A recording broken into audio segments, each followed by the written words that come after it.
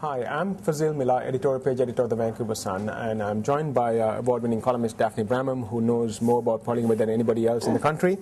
Daphne, the Supreme Court of BC just finished hearing the constitutionality of Canada's polygamy laws.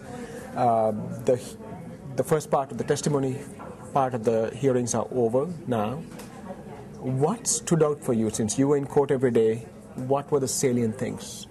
Well, one of the things that to me was most interesting is that the reason it was held in a trial form was so that we would hear witnesses who have been in polygamous communities and marriages and people who have left polygamous communities, as well as experts. And one of the things that stood out for me was that there was not one single man testifying who had lived in a polygamous community or who had been in a polygamous marriage. One polygamous man. And what we know from the evidence is that worldwide, polygamy is overwhelmingly, over history, it has been men with multiple wives. So we didn't hear from any man in their experience. So as a result of that, it was left to women to explain why polygamy is good or is okay. And it was left only to fundamentalist Mormon women, because the polyamorous, the secular polygamists, they didn't put up any witnesses. There was a noticeable absence of Muslims. They didn't register as interveners. Even though under Islamic law you can have polygamous marriages. You can have polygamous marriages as long as you can afford them. So it was left to these fundamentalist Mormon women to try and explain why polygamy is okay. So the sister wives tried to explain why it was okay. And how did they come out? I mean, were their testimony in any way, shape or form compelling? Oh, it was very compelling, and it was also very unusual, because the Chief Justice, Robert Bowman, allowed them to testify anonymously, so we couldn't see them. But what you could hear in their voices was this stress as they were trying to explain how difficult it is. They were saying, yes, it's that we love polygamy, we choose this lifestyle, but over and over again they talked about how difficult it is to overcome jealousy, how difficult it is to be in these families that have 27, 35, 40, 100 children.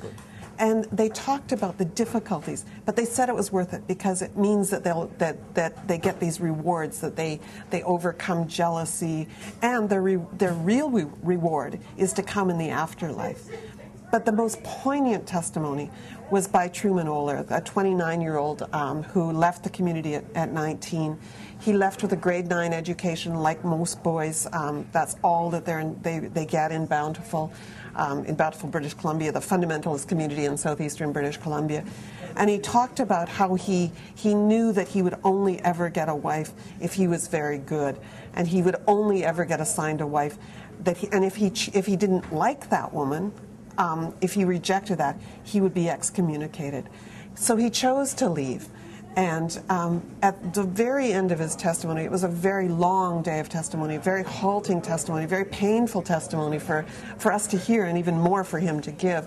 But at the end of it, he said, when he was in Bountiful, he'd heard about the Charter of Rights and Freedoms, and he'd been told that the Charter protected his religious freedom to practice polygamy.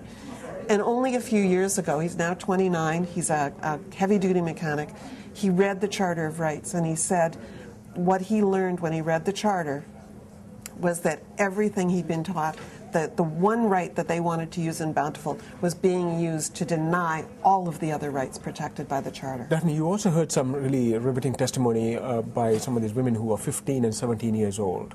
Yes. Can you just give a brief glimpse of what their testimony was like? Well, one 17-year-old, one woman who's not 17 anymore, but she was 17 on the day of her marriage. She had turned 17 a week earlier. She was told half an hour before she was getting married that who she was to marry, and that she was even getting married. 6 months after she was married, she was an American. She got in the car after her wedding, drove up to Bountiful. 6 months later, they got a phone call. She's the fourth wife. The four wives got a phone call from the husband, who was more than double the 17-year-old's age.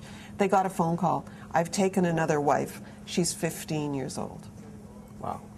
Now, all this testimony is over now, and Judge Bowman has to make a decision. But what's the next step? Well, we've passed through the phase of all of the evidence has now been collected. It's all been heard. And now we wait for the closing arguments, and those will begin the last week in March. They could go 2 weeks, 3 weeks, and then I think it's all but certain that Chief Justice Bauman will reserve judgment, and once that's done, then of course it can be appealed. And the question of whatever his judgment is 6 months from then it will be appealed to the Supreme Court. Well, Court of Appeal, right? The Government of Canada can apply directly to. They can go directly to the Supreme Court.